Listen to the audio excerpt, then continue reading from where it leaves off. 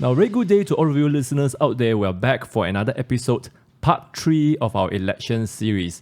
Now, by the time of this recording, no new government has been formed, no prime minister has been appointed, but I think by the time you watch this video, there will be a new prime minister.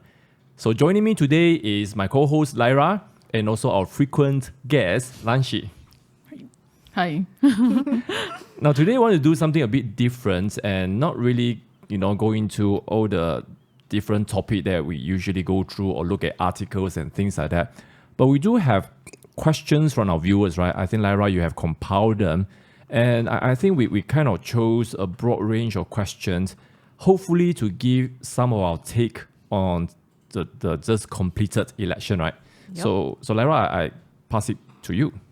Yep. So the first question is that, is GPS really for the freedom of religion and the practices of the customs and cultures of various ethnic groups in Sarawak as claimed by Abang Jo? So what's your take on this? Because earlier on we saw in the Malay Mail on the 20th of November that Abang Jo basically he agrees to form government with BN, PN and also GRS. So he said that GPS participation is really for the bigger picture, really for the protection and the freedom of religion in Sarawak. I think what really struck me was the speed, how fast they came to that decision. And, Muhyiddin went over to meet with them. And the next day, they sort of announced. And of course, the other thing really is, besides this point, is how they just kind of ditched their long-term partner, Barisan Nasional. And of course, after all the outreach. But coming back to your questions, I think those in the know-how and those who have studied the pattern of GPS, and of course, before they rebranded themselves, they are Barisan Nasional Sarawak. Yep. They have never been about freedom. Now, of course, they will say, we have 60+% of Christians, we have, different ethnic, we have the native, we need to ensure the religious extremists doesn't come to Sarawak. They always use this tactic, but it's like, to me, it's an old story. They always do that and say, I can be the defender of the Sarawak people. But I'm not sure how many people realize that PAS actually contested in one seat. Bersatu actually contested in one seat and won in Sarawak. So what are you talking about? You're already letting the wolves into your backyard. And now one of the things about GPS, which is maybe besides the point, is how they hijack the whole Sarawak first message. And they say, we are the defender. But if we look at history, they are the one who betray the state. But it's a very beneficial mutual relationship with UMNO for a very long time. So that would be my initial thought to this. Yeah. I mean, I don't know. I mean, it's like a lot of this is also like the Sarawakians saying that we do not want the Semenanjung politics to come into Sarawak. But then now you have actually Pakatan National contested in 4 seats. So one of the 4 seats is PAS. And then the other one is the one that's won by the Sarato candidate. Yep. Then how about that? Because and I was just reminded of one of the article that you shared earlier on that initially I think PAS was expecting to contest in at least 5 in Sarawak. Yep. So without the prior agreement or approval by GPS, how would they even be able to contest over there? And knowing that later on, based on what you say, the speed of them trying to form a government with Perikatan Nasional, it looks like there is a pre-agreement. And previously, and that's why I think the other question we want to talk about is what YB Henayo said and sort of created a lot of response, thousands of comments. But I wanted to just highlight that, GPS was saying, look, we want to ban Awang Hadi coming to Sarawak. I remember all those kind of things. And all of a sudden, PAS had 44 seats. And we always knew about their agenda. Now, GPS will say, well, Pakatan Rakyat those days also partner with PAS. But it is not the PAS that has 44 parliament seats. So I think that the situation is very, very different. And also the ambition of PAS has been made very, very clear in the last couple of years, how they want to do it, especially, with Awang Hadi being the new dominant leader. I think the direction is pretty clear. So from a Sarawak point of view, I think it's really very disappointing for GPS. Now, of course, a lot of people may not have voted for GPS, but their messaging is Sarawak first. We protect our constitutional right, those kind of things. And I think they just fell very, very miserably. Yeah, I mean, just yesterday, I read in one of the article in Nikkei, Nikkei, the Japan newspaper, Japanese newspaper.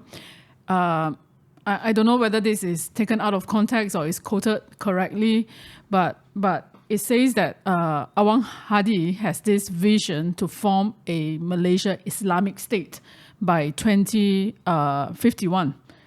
What is Abang Jo's take on this?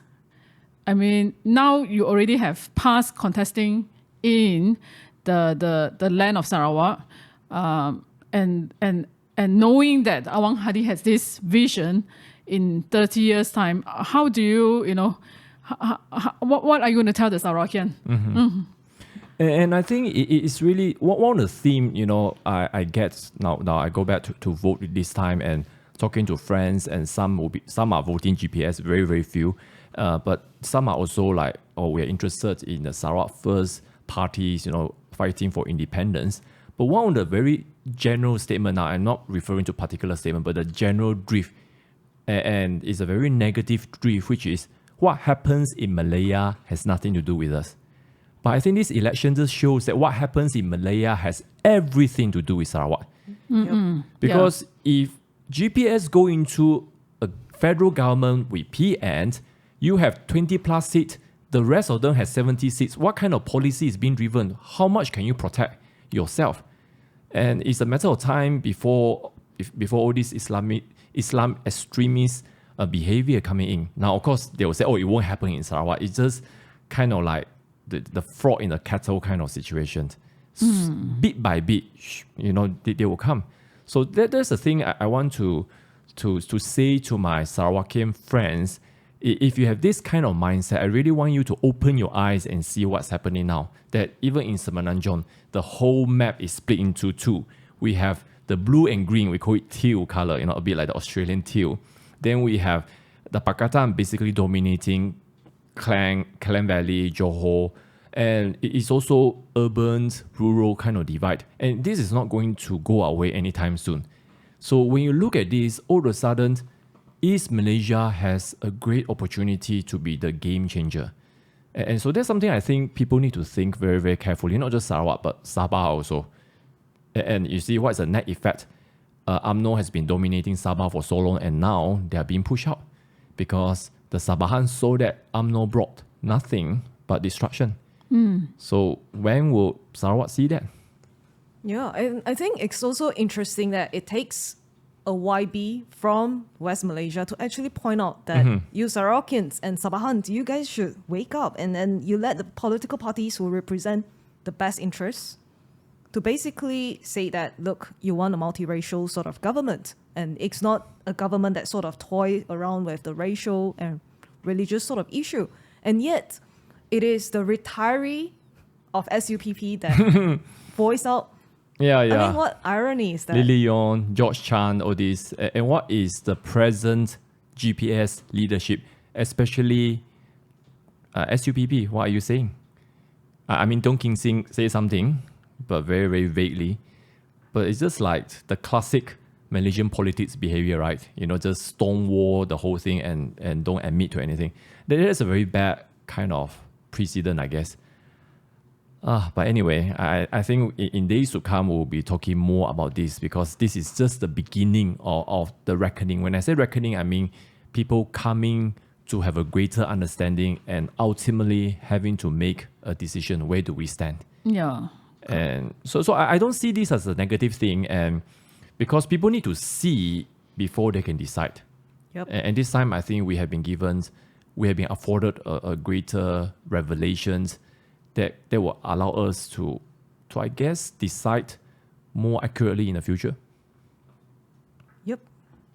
So let's go on to the next portion, whereby, so just now we talk about PAS. So PAS actually, Hadiawan, so he mentioned that PAS would like to thank everyone, especially the young voters, for putting their trust in us and Perikatan Nasional. So it seems like they were super confident, even before they even reach they haven't finished counting. They were already so confident that they're going to get a lot of seats from the young voters, and especially at the northern part of Malaysia.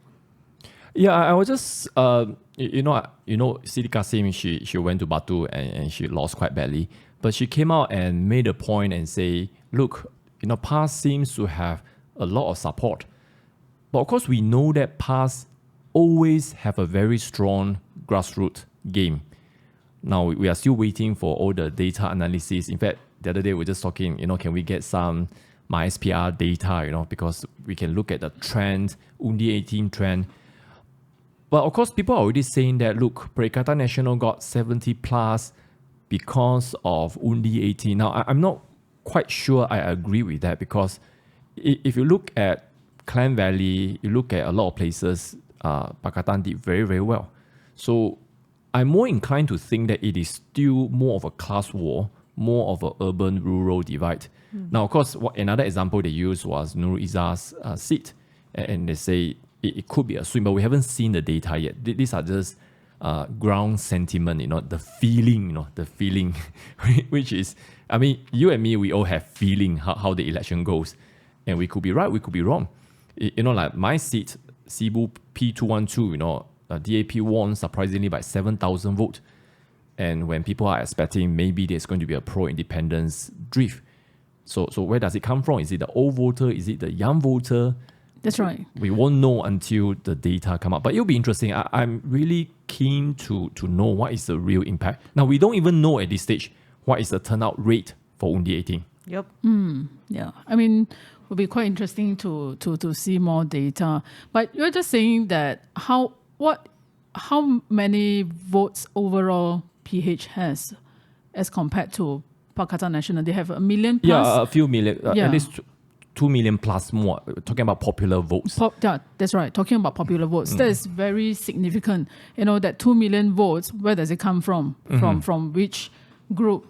Yeah. You look at Klang Valley, you look at Seputeh, you look at Kepong, it's like, you look at PJ.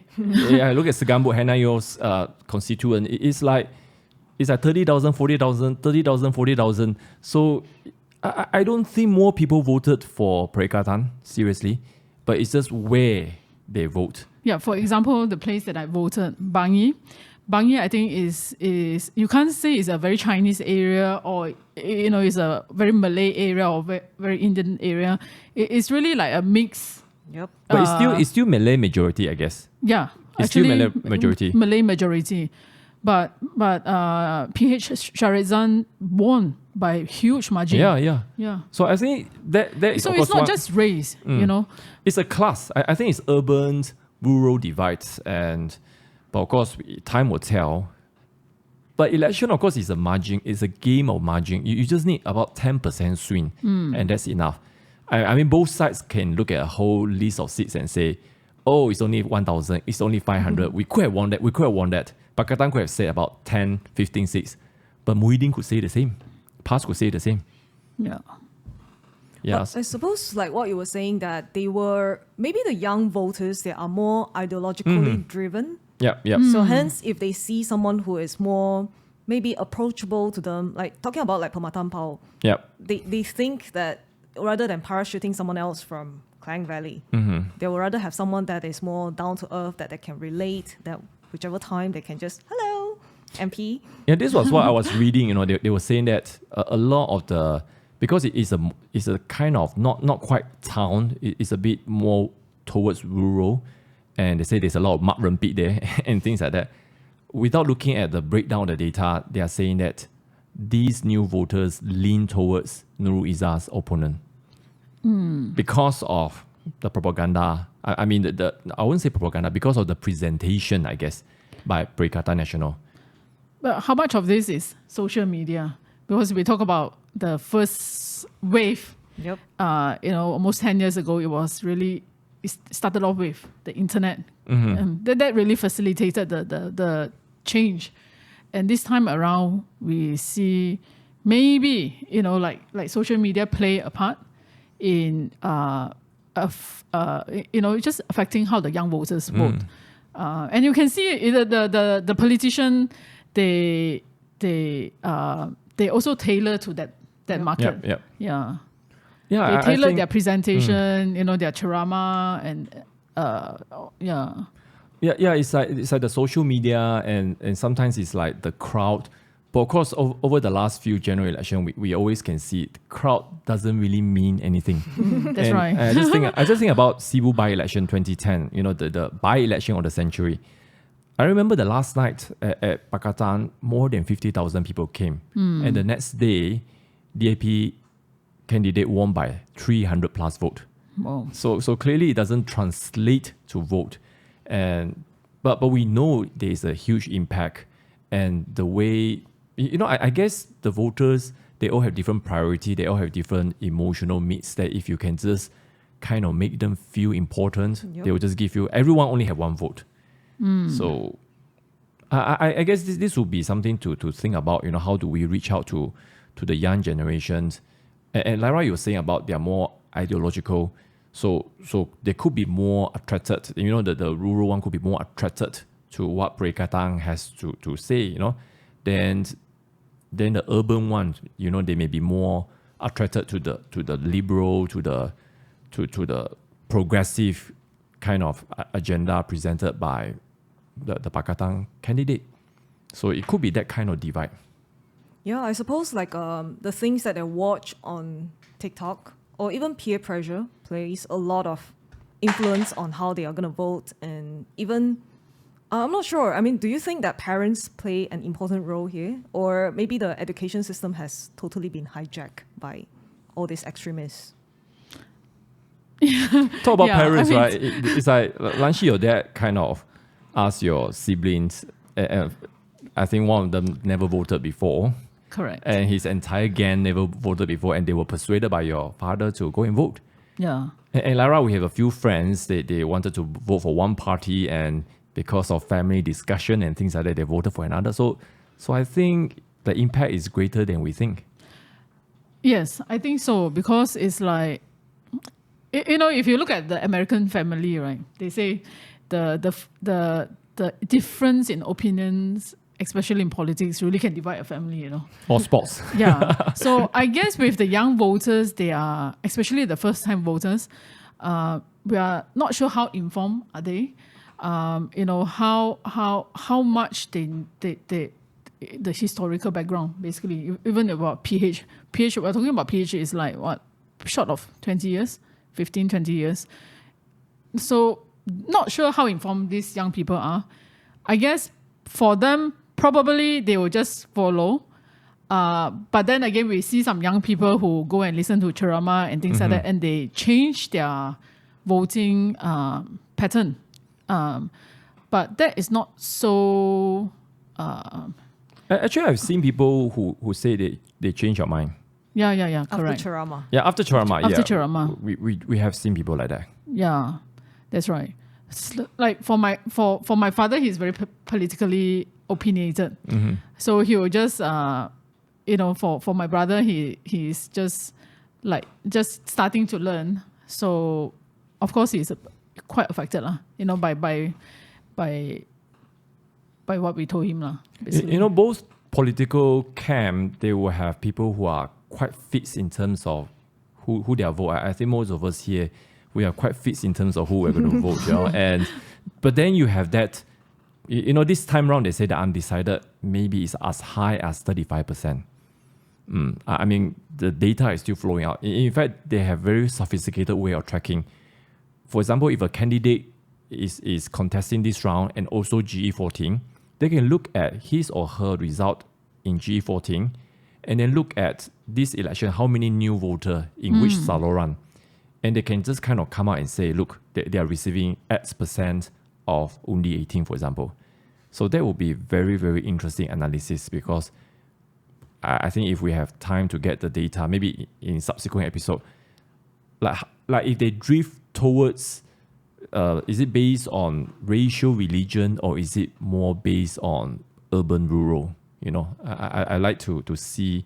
Now, of course, it's not 100% accurate because it's only a sampling, but I think it will give us some indication where the new voters are drifting and what are the opportunity, I guess, for the political party to win them back. I would say it's not just restricted to just the political party, how they can actually glean the benefit of all this thing from this data analysis. It's also like commoners like you and I. Yep. How can we actually play a part in all this thing? It's like in the States, you see mama bears begin to just like really like go into the school boards and really just like say, no, we don't want certain sort of education. We don't want a critical race theory. So I think that's the part where if there are more political analysts that would do this sort of analysis and make it more readily available to the people and in a format that people will find it to be interesting, I think there are maybe more avenues for a lot of people to participate than maybe compared to the last GE. Yeah, just on this point, now remember leading up to GE15, so many influencers, so many channels, so many programs are going into the political mode, you know, and they're giving so much space to politicians. And I hope this continues because political education, voting education takes time. Yep, and that's right. It's just not the 2 weeks. And so if the influencers, maybe they move on, you know, maybe they're more arts and entertainment, maybe they're more satire or comedy, but we really need more people to be in this arena, not just like doing shows like this, but even looking at policies, looking at record, you know, how many people will say, oh, this, now the other day I was just talking to one of our friends, now I don't want to say which location, you know, and because, you know, we always have a joke with him because he's like, doesn't matter who I vote, no difference, you know, those kind of mindset.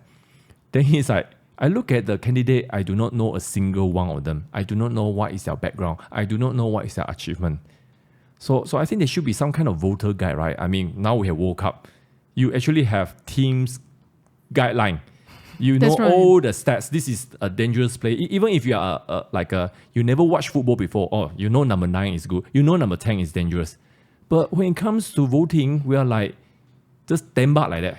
That's right. It's like, you know, I'm just reminded, I think Malaysian, we still vote quite along the party line. You know, we look at party first and then candidate. But maybe it will come a day where we will be looking at the candidate. And some of them, they come up with this voter guide, especially, you know, the candidate has been running the office in the past. What is their achievement? What have they done? You know, how do they use the money from the past few years they were in office? And then what about the other options, the alternative? You know, what do they have to offer? What is the difference between the different candidates? So this type of voter guide, I guess, is quite useful if we talk about, because if you look at Malaysia now, you know, so many parties, it will come a day where we probably will be looking more at the candidate at the local, regional level rather than just federal. Yeah. I mean, look at Parliament 222, and it's not that hard, right? I mean, it's not a lot of information, and yet we don't even have that. I think it's like, just look at what's your record in Parliament voting. What's your, I mean, some people did that attendance, but not much beyond that. And you know, how about serving your constituent? What about raising up certain issue? How many press conference? So I think those are measurable results that we should subject the politicians, because if you don't do, but now of course you get some. Now I agree with you, Lanshi, that generally people still vote for party, but then you have people like Larry Sun. Then you have people like Tiong King Sing, you know. Then we're just talking about some of the people who are like larger than life. Even Mat Sabu like that, you know, he won so comfortably, and we're just saying that, you know, Rafizi is kind of going into that level already, you know, just by the person itself, that level of leadership, people just recognize. The branding is there. So, but not many. I mean, it's a handful of people like that. Yeah. But voter guide will be very useful to really also keep the politician accountable. Yeah. Yeah. If you are not performing, we do not want you to run the office. You are representing us. That's how democracy works. But also the other thing, I was just thinking, like the young voters, they are not just voters. It's not just voter education that we're talking about, because these people, eventually, some of them will be politicians themselves. Some of them will be leaders of some sort in their individual field, and politics affect everything that we do. So you look at some of the more developed countries, they have been having this contention between the wokeness. Yep. Yeah, I mean, a lot of this wokeness started from the school, from tertiary education, and it affects how they vote. It affects their voting pattern. So, I mean, I was just thinking, like, even the young people here, what sort of value are they subjected to? What sort of value they because of different cultural background and religion and things like that, maybe they are more drawn to certain type of presentation, more drawn to a certain type of value.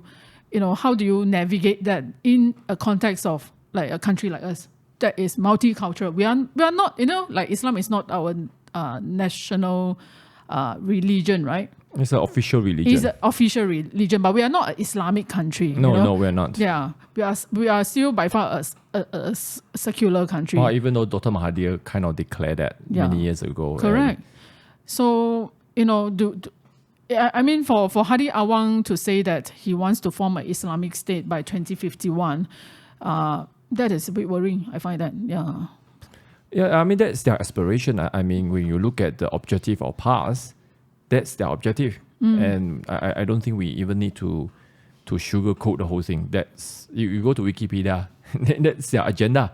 So, but what we're saying is that, look, in a multinational, in a multicultural country, you can get 44 parliament seats with this kind of agenda, then something is wrong with our voters. Something is wrong somewhere. Yeah. And that this biggest blot is so close to forming federal government.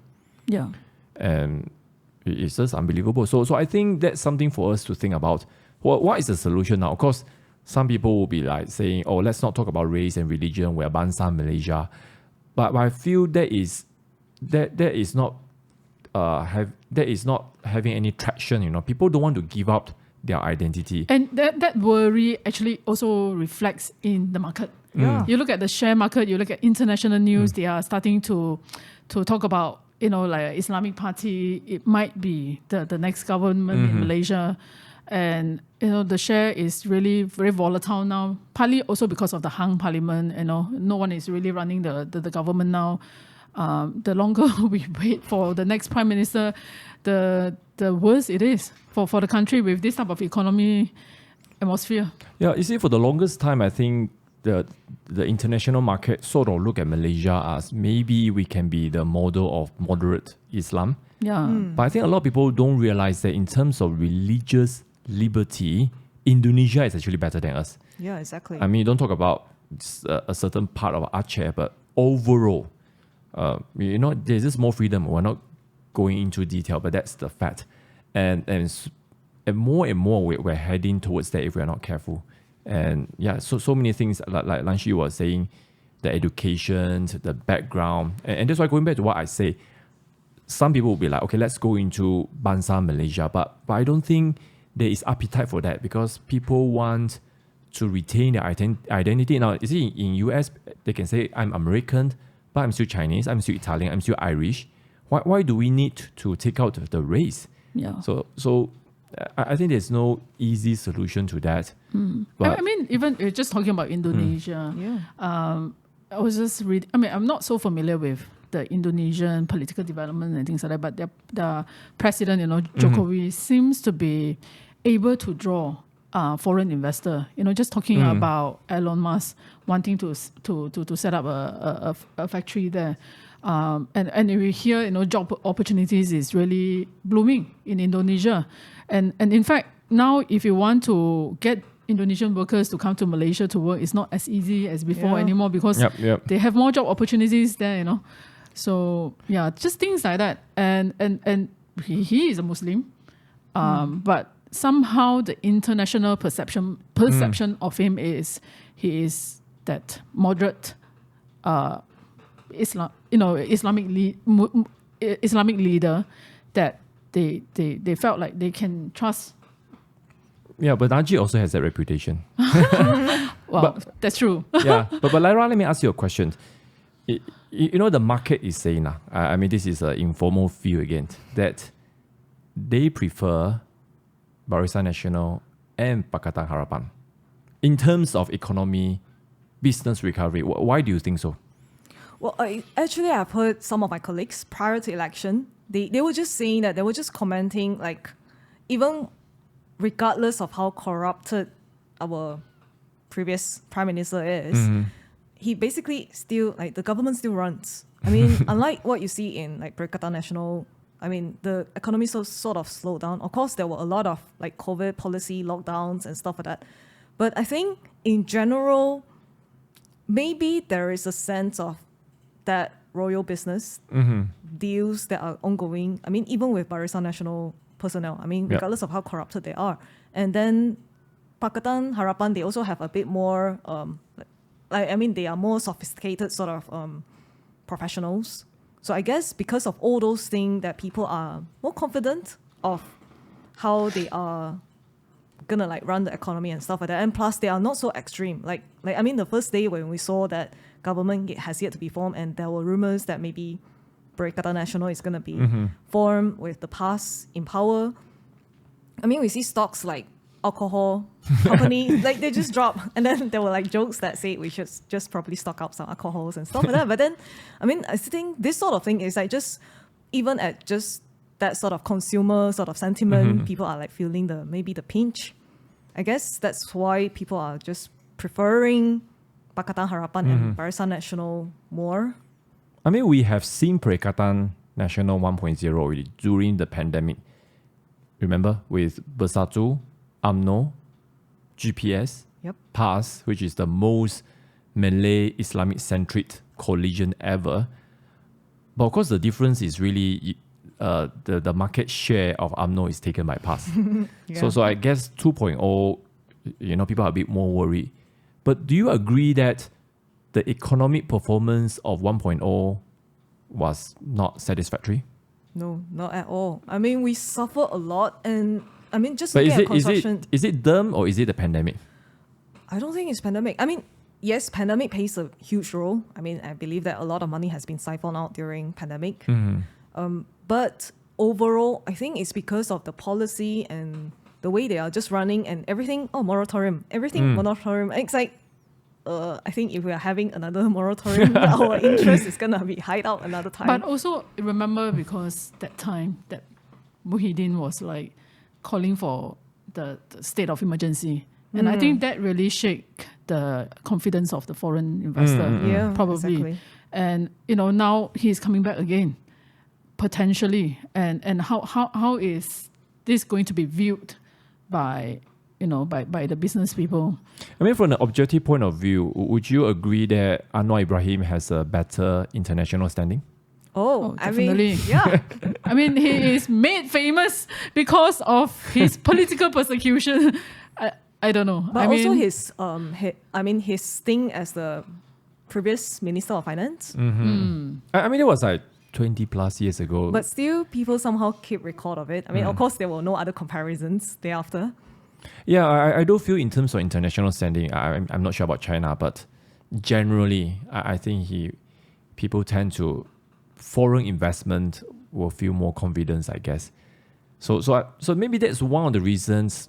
But of course, the whole thing about we're still not having prime minister is really because of the closeness of the result.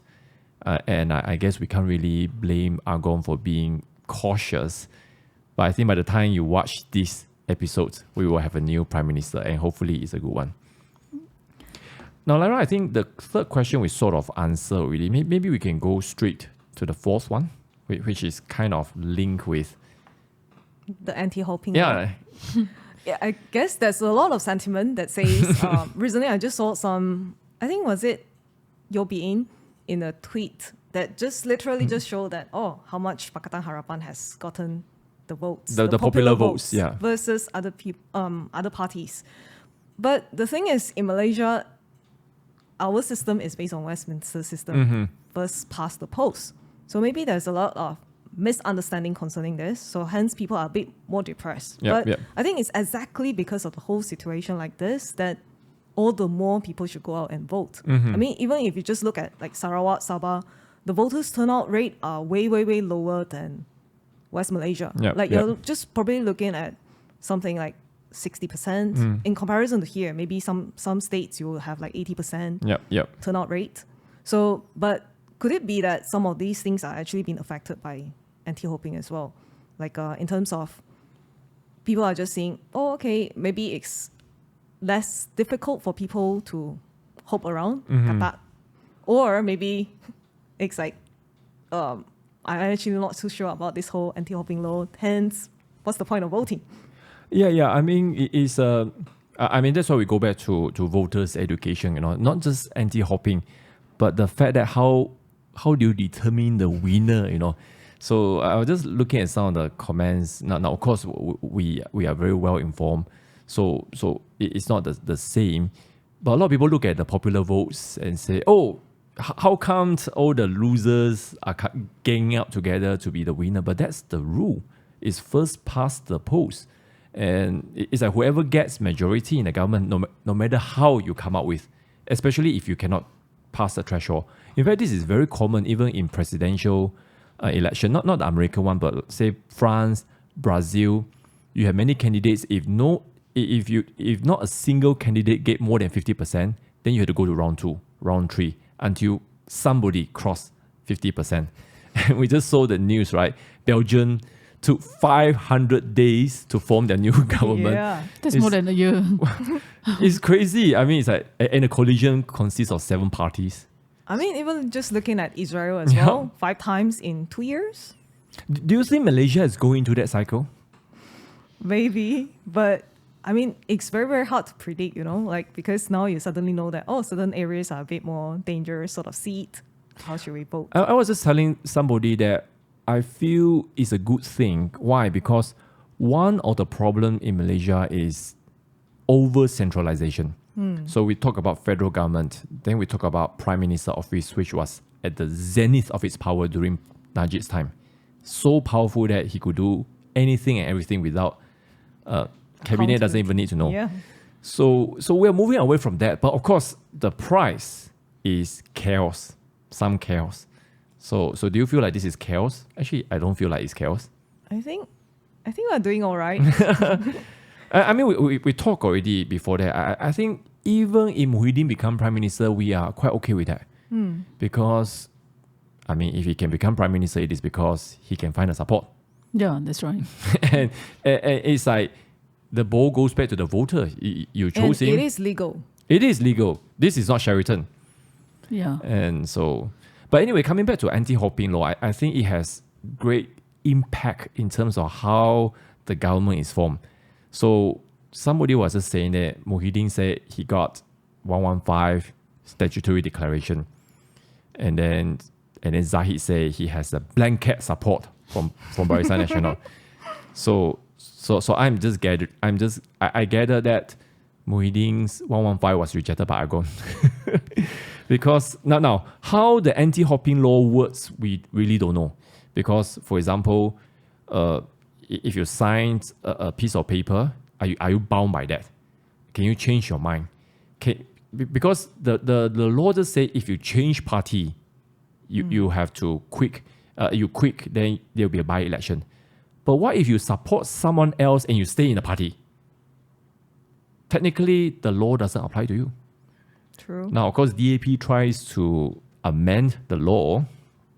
Now we're having discussion, right? In my opinion, that law is not going to pass the scrutiny of the court.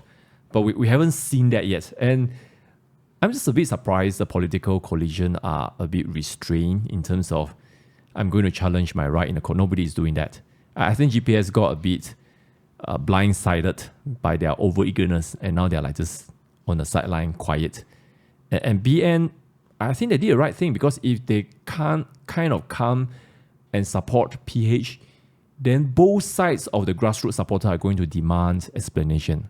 How can you work with one another when you try to kill each other for years? But we are not we are not in the ordinary times. I think any collision will require some compromises. What do you think? Yeah. I mean, going forward, you have to come up with some sort of coalition. Yeah. Otherwise, who is going to run the government? And that would require, compromises. And you can't keep talking back about, in the past that this person is this corrupted and that then it's like no ending. Yeah, well, it's not pragmatic as well. Yeah. Now, when the news about Zahid talking to Anwar, predictably, you start to see reaction. People are like, oh, how can you work with criminals and things like that? Now, this is just my personal take. I really feel like after this general election, there shouldn't be any more political persecution over the past incidents. Because I know a lot of people will disagree with me, but where do you need to have a cut-off point? And this kind of reminds me, Lanshi, we talk about Hong Kong ICAC. Remember, it was so corrupt. And then eventually they had to establish ICAC reporting directly to governor because the police chief was corrupt. And he was a British guy. So eventually they caught him and sent him back to UK for trial. But then they decided to do something and said, look, we are not going to go after everyone. Otherwise, we have to replace our entire police force.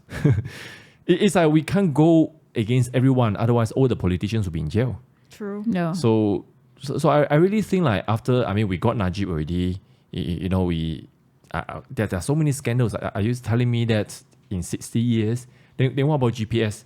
You want to talk about Taib Mahmud? I kind of guess thing? people earlier on, the last episode, we were just doing the manifesto comparison, right? I guess moving forward, they should really look at the reform. Like, what sort of changes do we want to make out of this whole thing? Yep. I think this whole election outcome, personally, I'm quite optimistic about the whole thing. I think it's really good, as in we are really moving away, like what you're saying, these like centralization of federal government. So decentralization on itself is the first step. But moving on, it's the reform that we need to see. Begin to see like some of the things that we don't like, electoral reform, then you change it. And then some of these things like even like corruption and stuff like that. You just tighten up the laws and just make it difficult for people to basically be corrupt. Yeah, some of the things like, like Damansara, 250,000 registered voter versus Putrajaya, 30,000. This kind of thing, even if you are from underrepresented area, you are saying that, I should have more representation, that's fine, but not that kind of ratio. So these are the kind of things that I think people should really think about, because you are establishing a boundary that allows the next generation to prosper. And we'll talk about the younger voters, which have a bit more ideology, sort of forward thinking as well. I think the one thing that we can take away from this whole election is that they don't really buy in so easily to like, oh, you're so corrupted. Oh, you are racist. You are bigot. They will sort of like look at the overall sentiment, and then they begin to like think about this whole thing. Yep. It's like, do you need to like basically tear down your enemy to make your point? That's really more of the opposition modus operandi, right? Since G12, G13, G14 even. So I think like for Pakatan, they have to move away from that. And I actually felt the last GE they did. They are not so much harping on corruption only because they know that message can only go that far. But they also say, look, like Anwar was saying, I'm going to trim down the cabinet. We're not going to spend money unnecessarily. So I think all these have traction over, like you said, the younger voters. Yeah. Yeah, this is, I think we kind of, our last question is actually what's next for Malaysia, right? Lanshi, you have any additional take? Then I think we're pretty much... Well, I think the thing is, this is really like people look at this and think, what if in another 1-2 years we have to vote again? Voters fatigue, because you talk about forming coalition, don't know how stable they are, how long can the government last and things like that. But I think going forward, like I share your sentiment. I think it's very optimistic. I think we are heading towards a better Malaysia. And this is really a time, even when we are talking like this, there is also that viral video that talk about May 13. Maybe it will happen again. But I would say this, that I think Malaysia has matured quite a bit since then. And we are in a different timeline, So and politicians, don't use the fear as the foundation to push for your agenda, But really going forward, I think we want to see more freedom in speech, freedom in expression, because this will be what the young people want. Because the younger people, they're so expressive in social media. They voice out everything. Some of them are not unrestrained. So when it comes to speech, when it comes to political expression, I would want to see, what is their view? What do they have to give? Because sometimes we look at young people and we think you don't know anything lah. What do you know? I know it's like Chinese say, 我吃盐多过你吃饭 that type of thing. But it's really quite interesting to see that type of cross-generational cooperation. Even with Muda, I want to see more young people rising up to have a go at politics. Why not? If you are young, at a 20-something year old, you can go to school, accounting school, you can be a medical doctor, but why not be a politician? Why not start young, I mean, earlier on we were just talking about among our friends, right? Why do all the PM candidates very advanced in age? Yeah. By the way, do you know Muhyiddin and Anwar are same age, 75? That's my dad's age. But anyway, my concluding point will be, we started off with GPS and I wanted to end with GPS because I think this election will mark the beginning of the end of government knows best. So I think one of the picture is really Mahathir going out, losing his deposit. And one of the young guy who is involved in politics was just telling me that it's so shocking to see UMNO unraveling like this. And I believe if GPS doesn't change, they will unravel just like that. It could be just one moment because the young people are not going to put up with I know best. And I think that's a good indication for our future. So I think all the viewers and listeners, I believe this election has been good, regardless of who is the Prime Minister. But of course, by the time you watch this video, you will have a new Prime Minister already. Yeah, I'm personally also very optimistic because suddenly the talks about eventually we might see a Prime Minister from East Malaysia. Just becomes within our sight, So I think it's really something that is so unimaginable. I think even in the last GE, you would not have thought about this whole thing, but now suddenly the game has changed. Or a non-Malay Prime Minister. Yeah. Why is it so hard? Because we live under the spectre of May 13th, of NEP and things like that.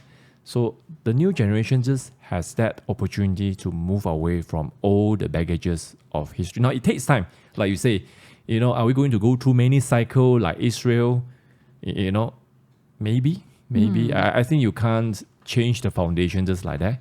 Yeah, but as we move away from all this thing, I think it's really moving away from all this stigma of the past. And then just look forward to a better future. Like you say, surely there's a cutoff date for everything. I mean, a cutoff date for the traumas that the land has suffered. Yeah. Yeah.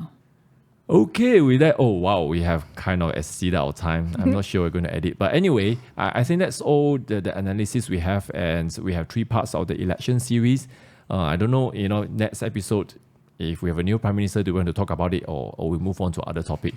But until next time then, bye-bye for now. Bye-bye. Bye. Thank you.